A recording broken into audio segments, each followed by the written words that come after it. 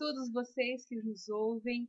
Este vídeo tem a finalidade de responder um trecho do sermão do pastor Samuel Ramos, que ele fala a respeito da Trindade e do Shabbat lunar. E também esclarecer para todos esses dois assuntos que são tão importantes.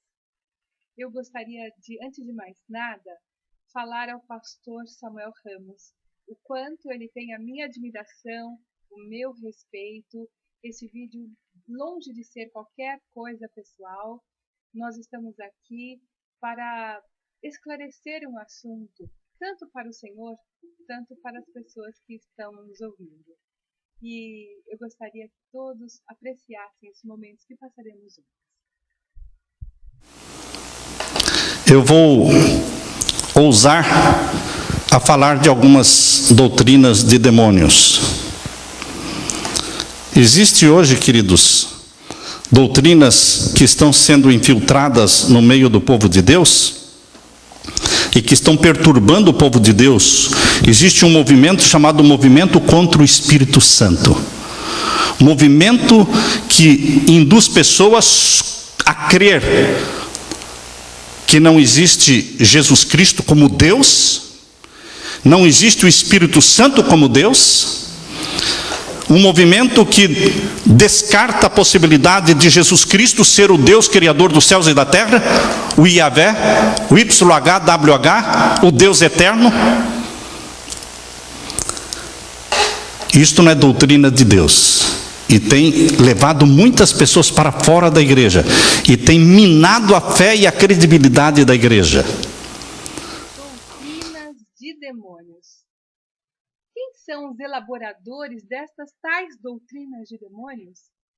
Em 1 Timóteo 4, versículo 1, lemos assim: Ora, o Espírito afirma expressamente que nos últimos tempos alguns apostatarão da fé por obedecerem a espíritos enganadores e ensinos de demônios. Em Apocalipse 18, verso 3, nós lemos o seguinte: Então exclamou com grande e potente voz, dizendo: Caiu, caiu a grande Babilônia, e se tornou morada de demônios, covil de toda espécie de espírito imundo. Os adventistas não eram trinitarianos. Os pioneiros adventistas achavam que acreditar na Trindade era acreditar no vinho da intoxicação da grande Babilônia. Quem apostatou? Será que a igreja adventista do sétimo dia foi fundada sobre o alicerce de pioneiros que acreditavam em doutrinas de demônios? Onde está a apostasia, então? Nós devemos rever esses assuntos. O que Ellen White disse a respeito deste assunto? Vamos ver?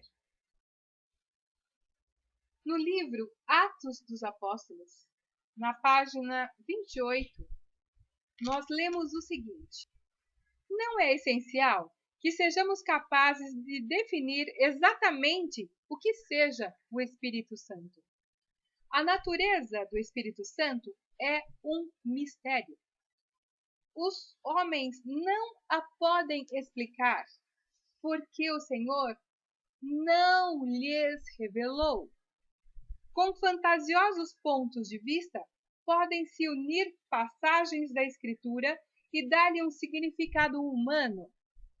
Mas a aceitação desses pontos de vista não fortalecerá a Igreja com relação a tais mistérios, demasiado profundos para o entendimento humano.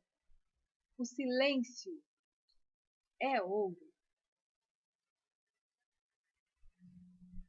Se não há uma revelação feita à profetisa, então a quem foi revelado que o Espírito Santo seja uma pessoa? Vocês podem dizer que esta é uma luz progressiva. Mas como progressiva, se já em meados do século III, esta doutrina já foi colocada em pauta por próprios bispos romanos da Igreja Católica? Eu leio aqui no livro Documentos da Igreja Cristã, que eu tenho em mãos, por Henry Batterson, na página 51, o título é o seguinte: Teodósio I, ano 379-395, católicos e hereges. Diz o seguinte: queremos que as diversas nações sujeitas à nossa clemência e moderação continuem professando a religião legada aos romanos. Pelo que o apóstolo Pedro, tal como preservou a tradição fiel e tal como é presentemente observada pelo pontífice Damaso e por Pedro, bispo de Alexandria e varão de santidade apostólica, de conformidade com a doutrina dos apóstolos e ensino do Evangelho, creiamos, pois, na única divindade do Pai, do Filho, do Espírito Santo, em igual majestade e em Trindade Santa. Autorizamos aos seguidores desta lei a tomarem o título de cristãos católicos. Referentemente aos outros que julgamos loucos e cheios de tolices, queremos que sejam estigmatizados com o nome ignominioso de hereges e que não se atrevam a dar a seus conventículos o nome de igreja. Esses sofrerão, em primeiro lugar, o castigo da divina condenação e, em segundo lugar, a punição de nossa autoridade de acordo com a vontade do céu que decida infligir. E sejam absolutamente excluídos de todos os edifícios eclesiásticos, pois não estão autorizados a celebrar suas assembleias ilegais dentro dos povoados. O que a Igreja Adventista está fazendo hoje, a não ser cumprir ao pé da letra o que foi falado pelo senhor Teodósio I no ano 379, ou pelo concílio de Nicéia no ano 325? Doutrinas de demônios, onde habita os espíritos de demônios, segundo Apocalipse 18. Quem pode ser o autor de doutrinas de demônios, a não ser onde os demônios habitam? E onde eles habitam? Quem está indo após doutrinas de demônios? Será que são os pioneiros da Igreja Adventista do passado, que abominavam a Trindade e diziam que isso era o vinho da grande prostituta? Ou são os adventistas atuais, que estão engajados na defesa de um mistério que não há revelação? Sejamos racionais. Que luz progressiva é esta? A Igreja Adventista foi fundada no ano de 1863. E a doutrina da Trindade já foi questionada pela Igreja Católica, já foi colocada como doutrina principal dentro dos seus dogmas em 325, muito antes da Igreja Adventista surgir na Terra. Como luz progressiva? Uma luz progressiva que já foi dada para a Babilônia? Uma luz progressiva que os pioneiros não aceitaram e que hoje a Igreja Adventista abraça? Caras, acho que temos que repensar onde está a apostasia. Em que ponto se coloca a apostasia? Em que ponto foi mudada alguma coisa? Na Escritura não aparece doutrina da Trindade. Muito pelo contrário. Na Escritura hebraica, em Deuteronômio 6, versículo 4, nós lemos exatamente o seguinte. Deuteronômio 6:4, nós lemos o seguinte: Shema Israel, Yahvé é o nosso Elohim, Yahvé é Had. Had é a palavra hebraica que significa um, não três, um. Na Almeida, nós lemos o seguinte: Ouve Israel, o Senhor é único Senhor, não três, é um. Onde sustentar a base de um Deus trino numa escritura que diz que Ele é um. Bem, vamos analisar. O Pai é o Pai. Qual é o nome do Pai? Bem, aqui chegamos em outro ponto de extrema importância. O Pai é um ser pessoal único. Qual o seu nome? O seu nome é representado pelas letras hebraicas Yud, Rei, Vav e Ren. Muitas pessoas dizem que este nome é impronunciável, mas isto não corresponde à verdade, porque pelas regras gramaticais da própria língua nós podemos ler Yahweh. Não temos o sotaque que tem o povo, mas nós podemos ler Yahweh, e a Bíblia de Jerusalém apresenta este nome diversas vezes. Este nome, não há dúvida, é comprovado, é inquestionável. Se o Abba tem um nome pessoal, se a sua fonética transliterada é Yahweh, então pergunto por que o chamam de Deus? De onde veio este nome Deus? Quem o colocou? Já no tempo antes do Salvador nascer, quando os povos conquistavam outro povo, os povos gregos e romanos, eles pegavam todos os seus deuses e incluíam no seu panteão. E o Deus dos hebreus era um Deus poderoso, e eles queriam saber os segredos desse Deus. Pegou 70 judeus, colocou em ambientes diferentes, e todos eles traduziram para o grego a escritura hebraica. Então, já antes do Messias nascer, já haviam escritos gregos da Tanakh, que é a Torá, os Neviins, tudo que reuniu os livros que conhecemos hoje por Antigo Testamento, cujo nome é Tanakh, o nome hebraico dele. E depois, com a vinda do Messias e as cartas sendo escritas, toda parte do que conhecemos hoje pelo Novo Testamento, que na realidade o seu nome é Brit Hadashah, que quer dizer Brit, aliança, Hadashah, a renovada. Aliança renovada. Não uma nova aliança, diferente da aliança que tinham antes. Não, uma aliança renovada, como bodas de casamento. A Septuaginta é a Tanakh traduzida para o grego. Com o passar do tempo, veio o Messias. E as cartas foram escritas, e os evangelhos foram escritos por seus discípulos. Os seus discípulos eram gregos? Não. Escreviam em grego? Não. Escreveram para os gregos? Não. Então vamos entender claramente o que nós temos em mãos. Primeiro, os escritos dos gregos, que é a Septuaginta, que é a tradução da Tanakh, que conhecemos por Velho Testamento, do hebraico e do aramaico para o grego. Isso aconteceu por volta dos anos 280 a 300 antes da Era Comum.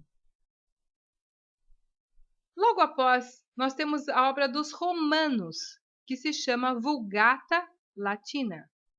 O que é a Vulgata Latina? É a tradução daquelas cópias gregas da Septuaginta para o latim. Juntamente com ele, o bispo Jerônimo, a mando do Papa Damaso, também traduziu a Brit Hadashah, que é o Novo Testamento, para o latim. Isto foi a partir do século IV, dando origem, assim, à Vulgata Latina. Todas essas cópias estão hoje no Vaticano, com o poder de Roma. É ela que domina e tem o monopólio de todos estes escritos. E é obra do papado traduzir a Vulgata Latina para as outras línguas, que se tornou as Bíblias, que é a tradução da Vulgata Latina de Jerônimo, feita pelas sociedades bíblicas com autorização do Vaticano, e isto a partir do século IV, já com todas as alterações. Onde nós encontramos o nome Yahvé? Na Septuaginta. Na Vulgata Latina, já encontramos tanto o nome do Pai quanto o nome do Filho mudados, onde começou a evolução dos nomes do Pai, do Filho. De onde vem o nome Jesus? Nas cópias gregas, o nome era Iesos. Na Vulgata Latina, aparece como Ieves. E só depois, no IV século, quando o francês Pierre de la Ramée inventou a letra J, é que surgiu o nome Jesus. E Cristo, de onde vem? Porque a palavra Cristo significa ungido, mas a palavra original hebraica é Mashiach, que significa ungido de Yah. Yah é o prefixo do nome do Pai. E Cristo é ungido do quê? Onde está o Yah no nome Cristo? Ah, bom. Cristo é uma unção grega que significa ungido dos raios do sol. E o nome original do Salvador, que o anjo falou lá em Mateus 1:21, como aparece então? Vejamos na Escritura. E ela dará à luz a um filho, e tu chamarás seu nome de Yahshua, porque ele salvará o seu povo dos pecados deles. O que significa o nome Yahushua? Yahushua é um nome composto. Yah, o prefixo do nome do Pai, Shua, salvação. Shua é um substantivo feminino. O nome significa salvação do Pai. O Pai é a salvação. O nome do Filho já por si era uma afronta aos judeus. E o que significa Jesus? O que significa em hebraico Jesus? Isso é muito grave, porque Jesus em hebraico significa cavalo. É uma saudação, salve, ave. Yave sus, Yave cavalo. Que coisa horrível você está me dizendo, Diná? Sim, é horrível. Quando você abre a Bíblia aqui em Apocalipse 13, versículo 6, você vê o que é doutrina de demônios e o que esta coja faria. E abriu a boca em blasfêmia contra Yahvé, para lhe difamar o nome. Vou repetir. E abriu a boca em blasfêmia contra Yahvé, para lhe difamar o nome. A verdade é que Jesus é uma difamação do nome do Filho. Isto é doutrina de demônios, porque a Vulgata Latina traduziu, e nome não se traduz, nome se translitera. Mas traduz não existe tradução de nomes próprios.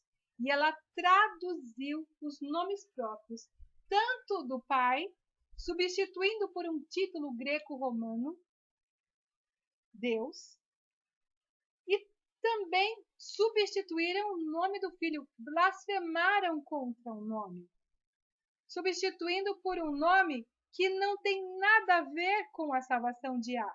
Percebem?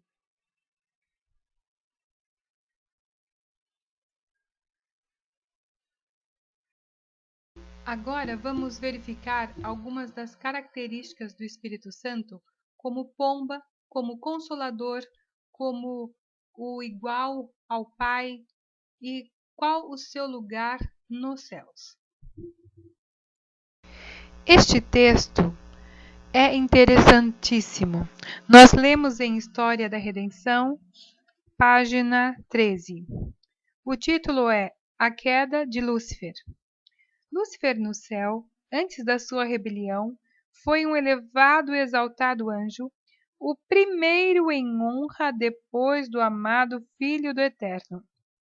Pergunto para vocês: quem era o primeiro em honra depois do amado Filho?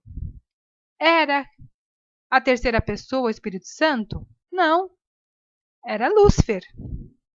Continuando a leitura. O grande Criador convocou as hostes celestiais para, na presença de todos os anjos, conferir honra especial ao seu Filho. O Filho estava assentado no trono com o Pai, e a multidão celestial de santos estavam reunidas ao redor dele. Quem estava no trono com o Pai? Eram 3 pessoas? Não, era o Pai e o Filho. Continuando. O Pai então fez saber que, por sua própria decisão, o Mashiach, seu filho, devia ser considerado igual a ele. Prestem bem atenção que apenas nesta ocasião em que foi convocadas as hostes celestiais e todos os anjos, o Pai comunicou que o seu filho deveria ser considerado igual a ele. Assim que em qualquer lugar que estivesse presente seu filho, isto valeria pela sua própria presença. A palavra do Filho deveria ser obedecida tão prontamente como a palavra do Pai. Seu Filho foi por ele investido com autoridade para comandar as hostes celestiais. E especialmente devia seu Filho trabalhar em união com ele na projetada criação da terra e de cada ser vivente que deveria existir sobre ela. O Filho levaria a cabo sua vontade, seus propósitos, mas nada faria por si mesmo. A vontade do Pai seria realizada nele. Texto muito claro, não é mesmo? Ellen White conta que foi nesta ocasião que Lúcifer ficou invejoso, enciumado do filho, porque ele queria formar uma trindade no céu. E ele começou a falar que são injustas as leis do Eterno. Veja bem o que provocou a revolta em Lúcifer. Ele não ser considerado parte do trono junto com o filho. Ele gostaria de ser igual ao filho. Você acha mesmo que um ser divino se transformaria em um animal ou numa ave, como uma pomba? Se houvesse essa transformação em outro ser, o que se chama isso? Nós lemos aqui Desejado de Todas as Nações, na página 67. O Salvador havia acabado de sair da água e fez uma oração. Lemos: Nunca antes haviam os anjos ouvido tal oração e anseiam trazer ao seu amado capitão uma mensagem de certeza e conforto. Mas não, o próprio Pai responderá à petição do Filho, e diretamente do trono são enviados os raios de sua glória. Enviados raios da glória de quem? Do Pai. Abrem-se os céus e sobre a cabeça do Salvador desce a forma de uma pomba da mais pura luz, fiel emblema dele, o manso e humilde. A pomba que desceu sobre o Salvador são os raios da sua glória, os raios da glória do Pai em forma de pomba, que era um emblema. Continuando a leitura. O povo ficou silencioso a contemplar ao Salvador. Seu vulto achava-se banhado pela luz que circunda sem cessar o trono de Deus. Gente, sejamos muito racionais. Aqui está falando que ele foi banhado por uma pessoa, por uma terceira pessoa? Não, absolutamente não. O texto é claro. Vou ler novamente. Seu vulto achava-se banhado pela luz. Que luz? Que circundava sem cessar o trono do Eterno. Um pouquinho mais à frente, na página 69, confirma esta ideia, dizendo assim: a luz que projetou das portas abertas sobre a cabeça do nosso Salvador incidirá sobre nós ao pedirmos auxílio para resistir à tentação. É muito claro esse texto.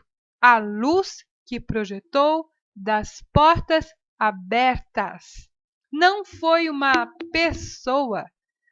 Aqui claramente nós vemos o Ruach HaKadosh sendo representado, sendo visualizado como uma luz. Muitos dizem, o Espírito Santo é o intercessor. Lemos aqui em Romanos 8 o seguinte: também o Espírito semelhantemente nos assiste em nossa fraqueza, porque não sabemos orar como convém, mas o mesmo Espírito intercede por nós sobremaneira com gemidos inexprimíveis. E você pode me dizer, tá vendo? O Espírito Santo é o intercessor, está escrito aqui. Mas no mesmo capítulo, indo um pouquinho só mais adiante, você lê o seguinte: a própria Escritura explica quem é o Espírito Santo que intercede. Verso 34. Quem os condenará? É Yahushua HaMashiach quem morreu, ou antes quem ressuscitou, o qual está à direita de Yahvé e também intercede por nós. Você pode me dizer, bom, aqui está escrito a palavra também. Então, nós temos dois intercessores, o Espírito Santo e o Filho. Mas nós podemos ler em 1 Timóteo 2, versículo 5, o seguinte: porque há um só Yahvé. Aqui é bem interessante. Há um só Yahvé. Aqui não está dizendo que são três. Há um só Yahvé e um só mediador entre Yahvé e os homens. É Yahushua HaMashiach, homem. Então, não há aqui nenhuma terceira pessoa sendo o intercessor. Na Escritura, não. Mas e o Consolador? Dessa você não vai escapar, Dina. Eu só quero ver como você vai falar que o Espírito Santo não é o Consolador. O que lemos aqui? Eu vou citar apenas algumas citações de Ellen White que fica muito claro este assunto. Aqui em Mensagens Escolhidas, volume 1, página 251, diz o seguinte: o Espírito Santo, que procede do unigênito Filho do Eterno, une o instrumento humano, corpo, alma e espírito, à perfeita natureza divino-humano do Salvador. De onde procede o Espírito Santo? Procede do unigênito Filho do Eterno. Procede de Yahushua. Outra passagem.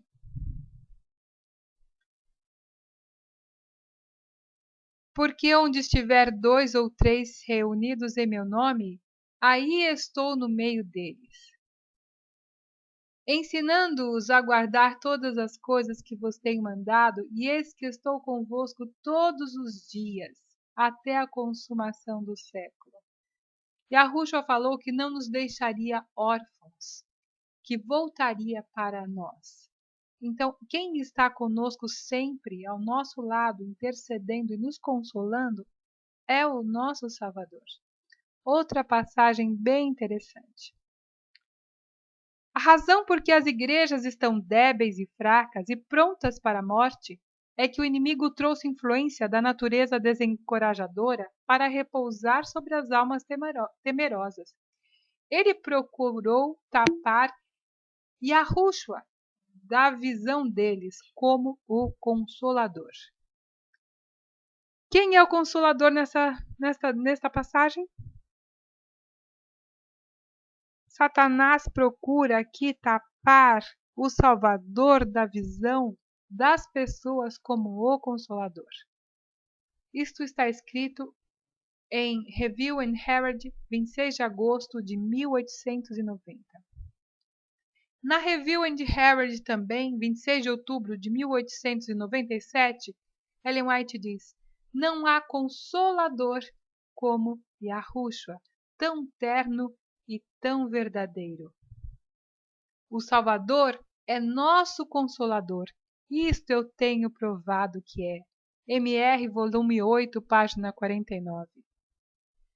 Também, no volume 19, na página 296 e 297, nós lemos assim: através da fé, olhamos para Yahushua, a nossa fé rompe as sombras e adoramos a Yahvé por seu maravilhoso amor ao dar Yahushua, o Consolador.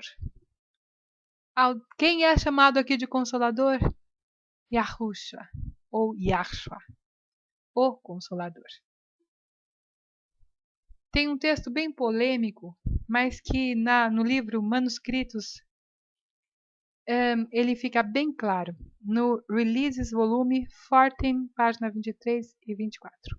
Diz assim: impedido pela humanidade, o Mashiach não poderia estar em todos os lugares pessoalmente. Então foi para a vantagem deles, os discípulos, que ele deveria deixá-los ir para o Pai e enviar o Espírito Santo para ser o seu sucessor na terra. Ponto. O Espírito Santo é ele mesmo, despido da personalidade humana e independente dela.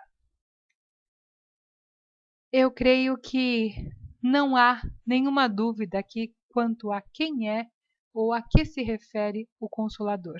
E tem mais um texto do manuscrito que ela é tão clara quanto, e diz assim: isto refere-se à onipresença do Espírito de Yahushua, chamado o Consolador. Batismo em nome de uma trindade. Onde surgiu a expressão em nome do Pai, do Filho e do Espírito Santo? Você pode nos dizer: está nas Bíblias? Mas será que está mesmo? Essa expressão aparece no livro de Mateus. Mas o livro de Mateus é comprovadamente escrito em hebraico. Eu vou ler a citação de Eusébio da História Eclesiástica 3.39.16. Diz o seguinte: e a respeito de Mateus, Matitiarro, ele escreveu o seguinte: assim então Mateus escreveu os oráculos na língua hebraica e cada um traduzia como era capaz. Eu não vou ler todas as citações porque são inúmeras e comprovadamente os escritos do livro de Mateus é em hebraico.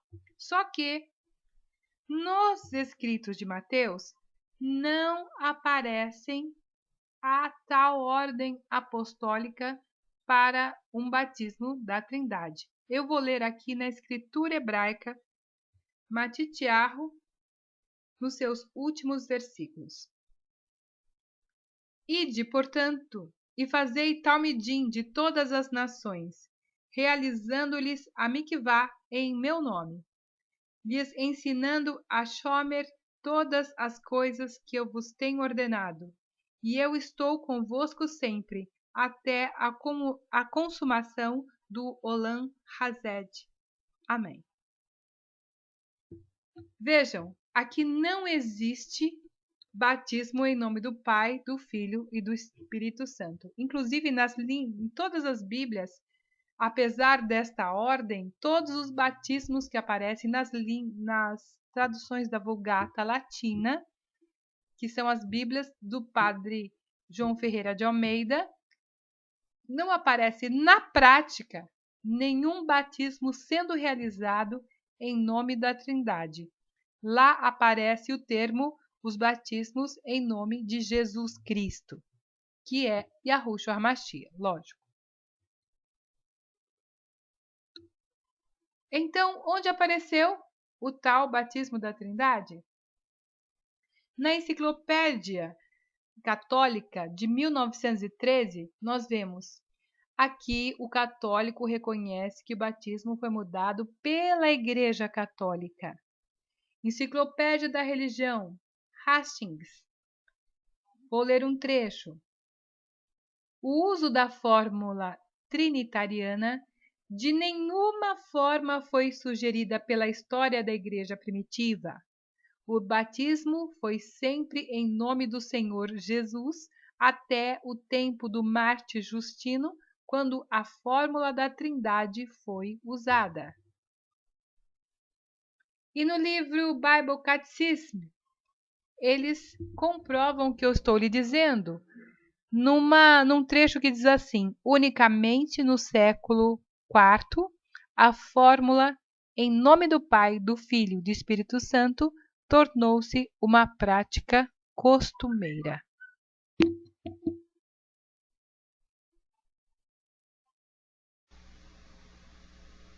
Eu era membro da Igreja Adventista do Sétimo Dia de Águas de Lindóia.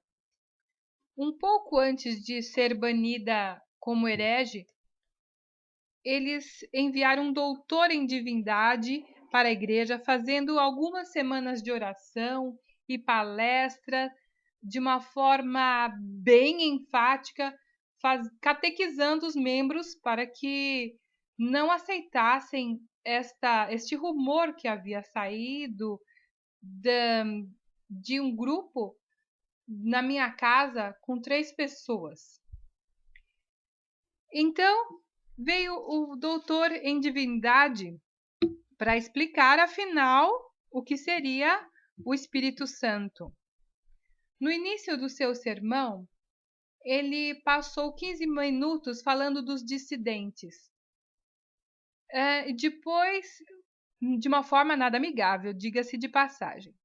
Depois, para provar que o Espírito Santo é uma pessoa, ele fez uma comparação com o seguinte exemplo: um gato é uma pessoa? Não. Mas um gato é um animal. Ficou meio confuso começou meio confuso a tal explanação, mas foi assim até o final do sermão, com os versículos costumeiros forçando as pessoas pensarem em Espírito Santo como pessoa. Na parte da tarde, ele falou que afinal iria explicar como o Espírito Santo estaria nos céus. E ele usou o trecho de Apocalipse 21, quando então me mostrou o rio da água da vida, brilhante como cristal, que sai do trono de Yahvé e do Cordeiro. E disse que o rio da vida era o Espírito Santo. Ora, ele passou a manhã inteira tentando provar que o Espírito Santo era uma pessoa. E ao final, com chave de ouro, ele remata com enfim, na nova terra, todos irão comprovar que o Espírito Santo é uma pessoa. Mas ao invés de ser uma pessoa, ele vira líquido, vira o rio da água da vida. Portanto, Espírito do Santo como pomba. Eu não gosto nem de pensar nessa ideia de um ser celestial sendo transformado em uma ave. Na realidade, o que aconteceu ali foi raios que vinham do trono do Pai, e esta luz tinha uma forma de pomba, e esta luz banhou, ungiu o Machia, se tornando dali em diante Machia, ungido de Iá. Não era ungido do Espírito Santo, mas ungido de Iá, com a luz que banhou seu corpo, e a luz, ao descer, veio em forma de pomba. Nós falamos aqui sobre o Consolador, que não existe outro Consolador a não ser Yahushua HaMashiach. Não existe outro intercessor, outro mediador entre Yahvé e o homem a não ser Yahushua HaMashiach, homem.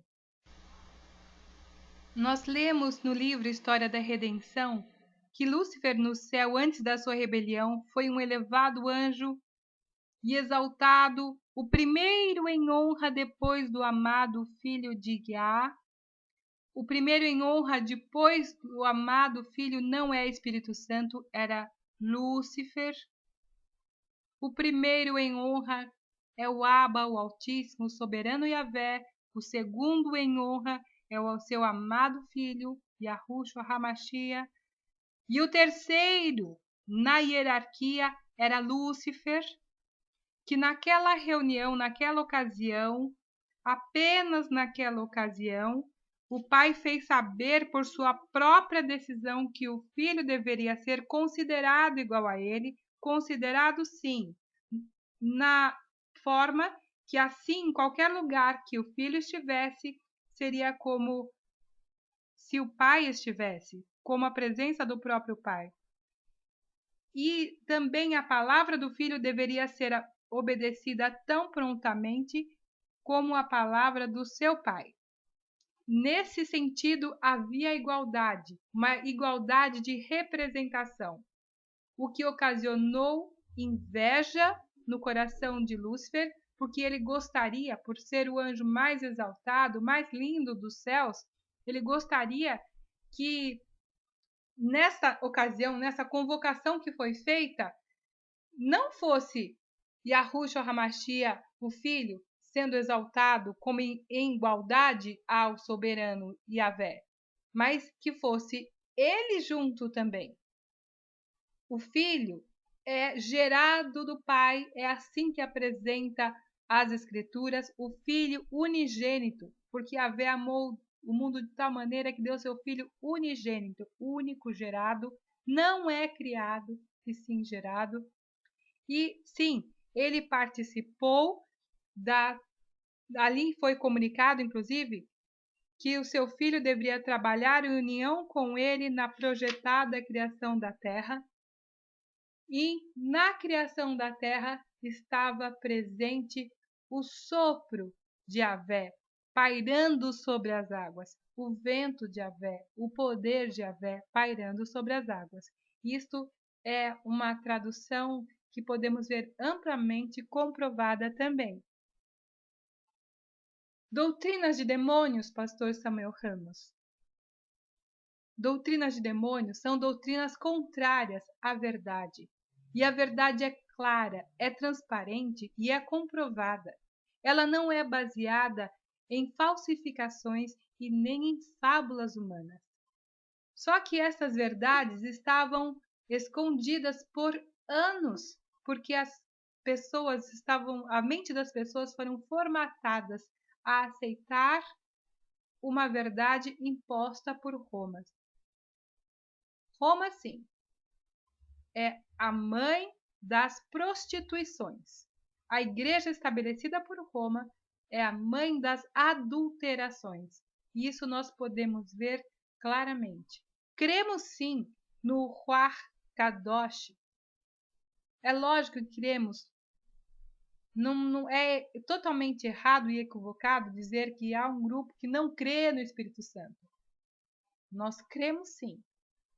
E é claro que ele existe, por ele toda este caminho, essa direção, esta influência em estudar, em mover-nos a falar, é realizada. É própria obra do Ruach Kadosh de Yahvé e de Yahushua, estarmos estudando essas coisas tais como elas são. Eu já vi muitas pessoas subirem nos púlpitos da Igreja Adventista bravamente falar contra os dissidentes, serem sem educação contra as pessoas que pensam diferente, num assunto que própria Ellen White diz que não há conclusão em tais mistérios demasiado complicados para que a mente humana possa compreender. Nós entendemos, sim, o Ruach HaKadosh como força, poder, influência, luz, de forma visível, apresentado como luz no batismo, na forma do Pentecoste como fogo, com línguas de fogo visível. Sim, compreendemos dessa forma, mas explicar completamente só um dia nos chamais. Chamai significa céus.